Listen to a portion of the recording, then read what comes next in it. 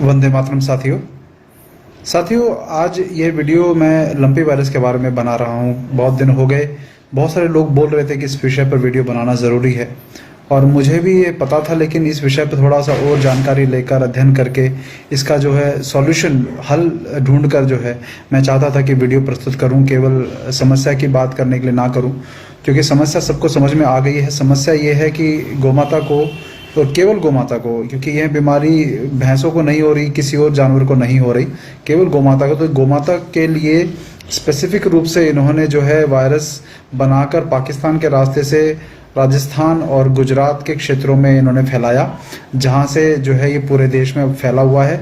मैं अपने आसपास भी गाय देख रहा हूं, तो गोमाता जो है हमारी वो इन जो इनके शरीर पे जो बड़े बड़े फोड़े हो गए हैं उनको लेकर घूम रही हैं। तो ये जो षड्यंत्र हुआ है, इसका सिंपल सा एक ही उद्देश्य है, वो है कि आपकी गोमाता को विलुप्त करना। जहाँ एक तरफ चीते को भारत में विदेशों से लाया जा रहा है, मैं ये नहीं कहता चीते का महत्व नहीं है, लेकिन विषय यह है कि अब इतने दिनों से चीता नहीं था, तो क्या प्रकृति में चीता खत्म नहीं हो गया था? लेकिन जिस प्रकार से भारत जो गाय का गढ़ माना जाता है पूरी दुनिया में, उसमें जिस तरह से गाय पे संकट आया हुआ है और उसके प्रति जो सरकारों की और प्रशासन की, लोगों की भी उदासीनता है, मीडिया की भी उदासीनता है, ये उदासीनता जो है वो जो बहुत ही शर्मनाक मैं मानता हूँ कि आज स्थिति है ये।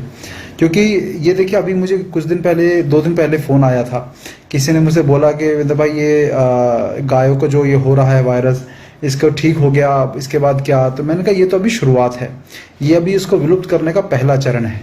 तो इस पहले चरण में होम्योपैथी के द्वारा, आयुर्वेद के द्वारा बीमारियों का इलाज हम कर रहे हैं, लेकिन ये जिस प्रकार से टारगेट किया गया है गाय को, ये पहले जो वीगन के माध्यम से गाय को विलुप्त करने का, गाय के दूध का डिमांड कम करने का जिस तरह से षड्यंत्र किया गया, अब उसके बाद ये नेक्स्ट स्टेप है जिसमें गायों के घी, दूध, छाछ को जो वायरस से पीड़ित हैं, उन गायों को दूध, घी, छाछ को जो है ये किसी प्रकार से बेचने पे प्रतिबंध लगाने का, कुछ भी करने का आगे नियम ला सकते हैं। क्योंकि जो व्यक्ति का फ़ोन आया था, मैंने उसको यही समझाया, यही बोला था कि अभी क्या होगा कि आगे चलकर लोग गायों को वैक्सीन और दिलवाएंगे। और उन्होंने मुझे बोला कि क्या बड़े बड़े संत वगैरह की जो गौशालाएं हैं बड़े बड़े, तो उनमें भी ऐसा होने वाला है? तो मैंने कहा कि हाँ होगा। क्यों? क्योंकि अभी ये केवल गायों तक सीमित है, इंसानों में नहीं फैल रहा है। लेकिन कल को अगर इन्होंने ये डर फैला दिया कि गायों के कारण जो है इंसानों में वायरस फैल रहा है, या इंसानों में किसी प्रकार के कोई रोग जो है, मान लो उनको भी फोड़ा फुंसी आने लगे, या कोई भी ऐसी प्रॉब्लम उनको फेस आने लगी जिसको वो झूठ भी अगर कह देंगे मीडिया के माध्यम से कि ये गायों के कारण फैल रहा है, तो आप देखिएगा उस समय लोग अपनी जान बचाने के लिए गायों को या तो मरवाने से भी पीछे नहीं हटेंगे। मैं इतनी बड़ी बात बोलता हूँ। वो इंजेक्शन लगवाना तो छोड़िए, वो कहेंगे कि जिस तरह से बर्ड फ्लू के चक्कर में मुर्गियों को मारा जाता है, तो जिन लोगों के लिए गाय का कोई महत्व नहीं है, उन लोगों के लिए हमारे ये गाय को यदि मारना भी पड़े अपनी जान बचाने के लिए, तो लोग तैयार हैं। क्योंकि जिस तरह से ये महामारी जो आई तथाकथित, उसके समय पे लोगों ने अपने बच्चों तक को वायरस के डर से जो है हाथ लगाने से मना कर दिया, अपने माता पिता की के मृत शरीर को भी हाथ लगाने से मना कर दिया। तो भूल जाइएगा कि वो गौ माता पे कोई दया दिखाने वाले हैं। जो मेरा व्यक्तिगत मानना है, ये मानता हूँ कि जो ये बीमारी उनको आई है, ये हो सकता है कि ये जो महामारी षड्यंत्र हमने झेला 2 वर्ष, इस महामारी के बाद कोई और बड़ी महामारी या षड्यंत्र हमारे साथ होने वाला हो, लेकिन गोमाता जो हमें अपना बच्चा समझती है, उसने यह बीमारी अपने ऊपर ले ली हो और अपने जो है स्वयं के प्राण जो है दांव पे लगा दिए हों। क्योंकि शायद उसे लगा होगा कि ये मेरे जो बच्चे हैं वो अब इस प्रॉब्लम को, इस किसी एक और महामारी को झेल नहीं पाएंगे और टूट जाएंगे, तो ये उसने अपने ऊपर जो है ये मुसीबत ले ली है।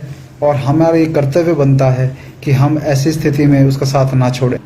मुझे ये लगता है कि यदि हमने ऐसे कठिन समय में अपना कर्तव्य एक पुत्र होने के नाते, एक माँ का बेटा होने के नाते यदि निभाया, तो हमें उसका आशीर्वाद ही मिलने वाला है। तो मैं चाहता हूँ कि आप सभी ज़ोर शोर से ये जो हमारी जो कोरोना की जो महामारी गोमाता के ऊपर आई है, इस महामारी को सॉल्व करने में आप प्रयास करें। छोटा सा अनुभव और मैं आपके साथ साझा करना चाहता हूँ। अभी कुछ दिन पहले, लगभग हफ्ता भर पहले, मेरे पास एक भाई का कॉल आया।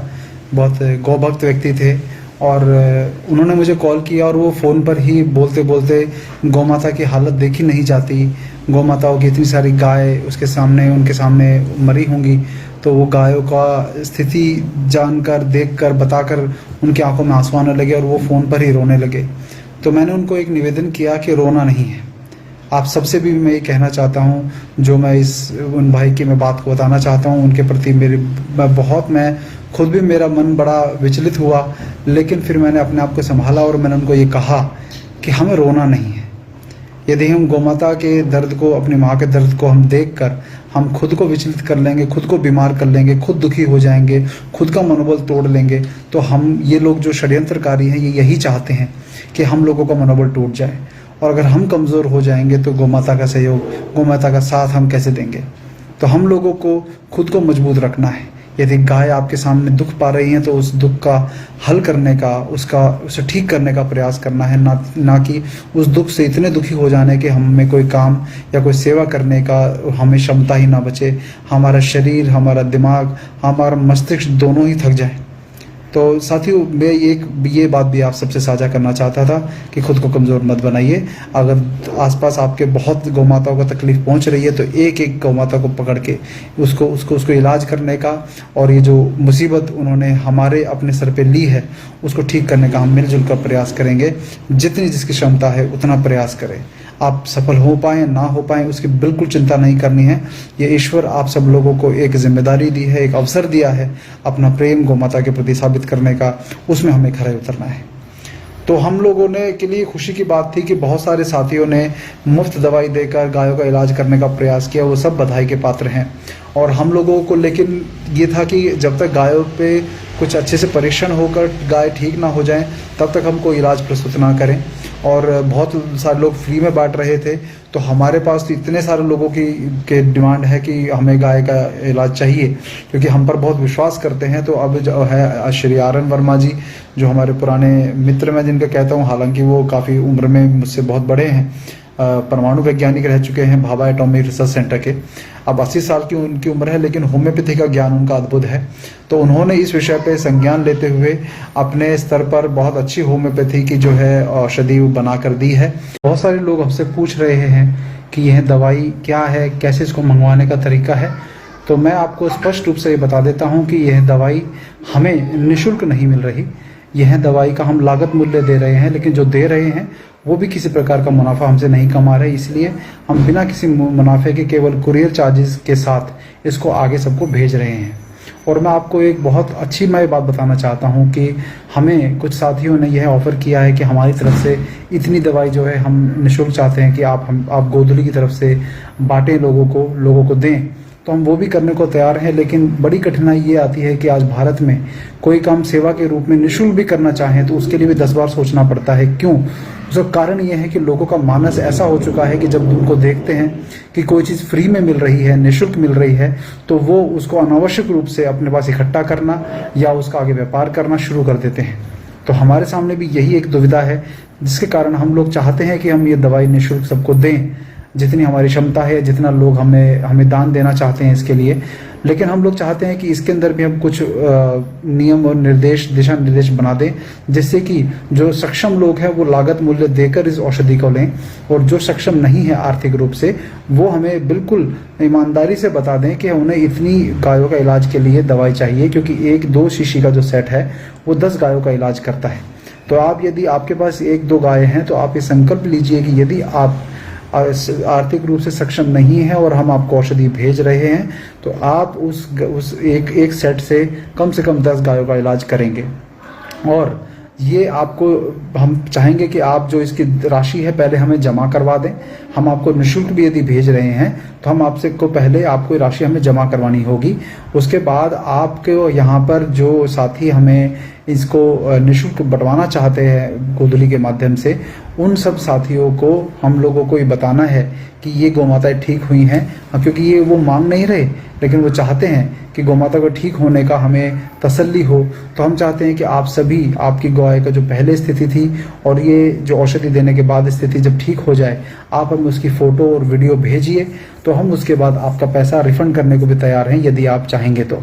हमें कोई कठिनाई नहीं है, ये पूरा सेवा का कार्य है। लेकिन आजकल का समाज, आजकल की सामाजिक व्यवस्था, लोगों का मानस, चालाकियाँ, और जिस प्रकार के लोगों को चालाकियाँ, सेवा के भाव में भी चालाकियाँ लोग करते हैं, हमें थोड़ा सावधानी से जिन गायों को वास्तविकता में इसकी आवश्यकता है वो रह ना जाएं, उस कारण से हमें ये एक दिशा निर्देश जारी करना पड़ रहा है। तो निःशुल्क बांटने में तो अरबों करोड़ों की दवाई जो है उसकी आवश्यकता है, वो उतनी हमारे पास तो उपलब्धता नहीं है। लेकिन जो लोग वास्तविकता में गौ सेवा हमारे माध्यम से करना चाहते हैं, करवाना चाहते हैं, वो अवश्य आप सब लोग सहयोग करें, तो हमें भी बड़ी खुशी मिलेगी कि हम जितनी ज़्यादा हो सके गौ माता को हम बचा पाएँ। और जो लोग वास्तविकता में गौ सेवा करना चाहते हैं लेकिन सक्षम नहीं हैं, उनको भी हम निःशुल्क दवा उपलब्ध करवाकर उनका भी पूरा सहयोग निसंकोच कर पाएँ। तो ये छोटी जानकारी है। मैं बाकी जो नीचे नंबर लिखा हुआ है उस नंबर पर आप जो है ये लिखकर भेज दीजिए, जिससे हम आपको जितनी हमारे पास औषधि की उपलब्धता है उतनी हम भिजवा पाएँ। मैं ये नहीं कहता चीते जो है प्रकृति में चीते भी बहुत महत्व रखते हैं, लेकिन आपके देश में जो आपका देश पहचान है उस गायों पे सरकार ना ध्यान दे, क्योंकि यदि सरकारी इच्छा शक्ति हो तो क्या नहीं कर सकती। इतना बड़ा लॉकडाउन करना, 1 करोड़ों लोगों को वैक्सीन लगा देना, तो अगर वो गाय को बचाना चाहे तो क्या उसके लिए कुछ नियम नहीं कर सकती? कर सकते हैं, लेकिन इच्छा शक्ति नहीं।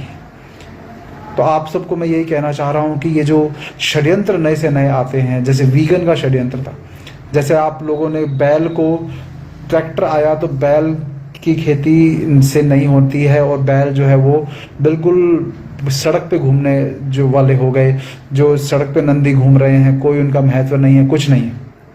ठीक वैसे ही जब लोग गाय का दूध, मैं कहता हूँ कि क्रूरता कई जगह होती है, कई जगह लोग केवल मुनाफे के लिए काम करते हैं।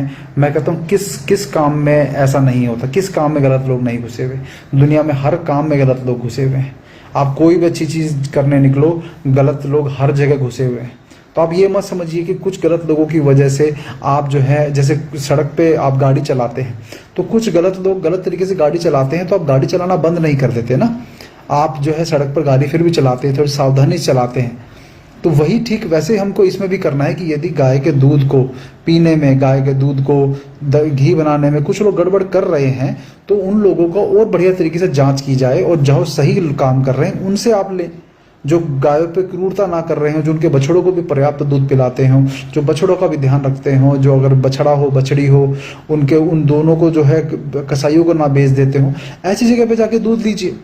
तो आपको कोई मना नहीं करता, लेकिन ये नहीं करना है हमें कि दूध पीना ही बंद कर देना है। क्योंकि देखो, गौमाता का जो दूध है वो अपने बच्चों के लिए, दुनिया में किसी की माँ मर जाए बच्चे की, तो वो गौमाता का ही दूध है जो उसको बचा सकता है। लेकिन अब हो क्या रहा है, ये वीगन वीगन वीगन वीगन के चक्कर में क्या हो रहा है, वो कहते हैं कि ये गाय से निकलने वाला जो दूध है वो मांसाहार में आता है। मतलब इतना कुबुद्धि ये कहाँ से लाते हैं। तो मैं जल्दी इसके ऊपर एक विस्तार से वीडियो बनाऊंगा कि ये प्रश्नोत्तर जो इसने है कि गाय का दूध का डिमांड कम हो जाएगा। कल को वीगन वाले जिस तरह से प्रचार करते हैं गाय का दूध नहीं चाहिए उनको, तो गाय का दूध यदि इस देश में अगर डिमांड कम हो जाएगी तो गाय जो एक दूध के लिए लोग पाल रहे हैं ज़्यादातर, वैसे तो गोमूत्र और गोबर बहुत उपयोगी है, लेकिन वो उपयोगिता किसी को नहीं पता, बहुत कम लोगों को पता है।